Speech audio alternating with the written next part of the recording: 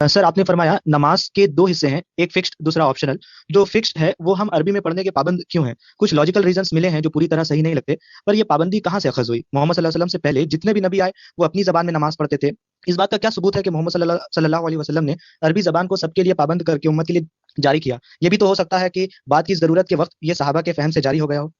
جزاک اللہ. رسول اللہ صلی اللہ علیہ وسلم نے جو چیزیں مقرر کر دی ہیں دین کی حیثیت سے، وہ صحابہ کرام کیسے تبدیل کر سکتے ہیں؟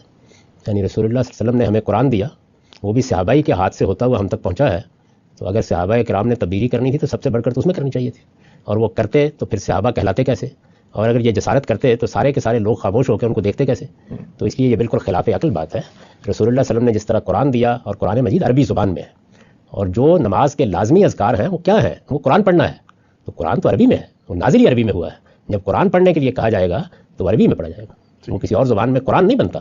تو اس لیے مقرر کردہ اذکار، مقرر کردہ اعمال جب وہ مقرر کر دیے پیغمبر نے تو اس کی پیروی کی جائے گی. اس کے لیے یہ الگ سے کہنے کی ضرورت نہیں ہے کہ یہ قرآن عربی میں پڑھو. جب کہہ دیا گیا کہ قرآن پڑھو تو اس کا مطلب ہے کہ وہ عربی میں پڑھا جائے گا. میں آج بھی اگر کسی کو کہوں گا کہ آپ سے وہ قرآن پڑھا کریں تو وہ عربی میں پڑھنا ہے. اگر مجھے یہ کہنا ہوگا کہ ترجمہ پڑھیں تو میں تصریح کروں گا اس کی کہ آپ قرآن مجید کا کچھ حصے کا ترجمہ پڑھ لیا کریں.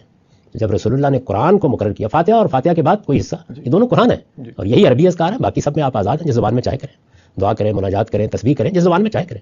یہ مقرر کردہ جو اذکار ہیں یہ سب میں قرآن ہے. تو اس کو رسول اللہ بھی تبدیل نہیں کر سکتے تھے. کچھ آئیے کہ صحابہ تبدیل کرتے ہیں. ٹھیک ہے سر، بات واضح ہو گئی.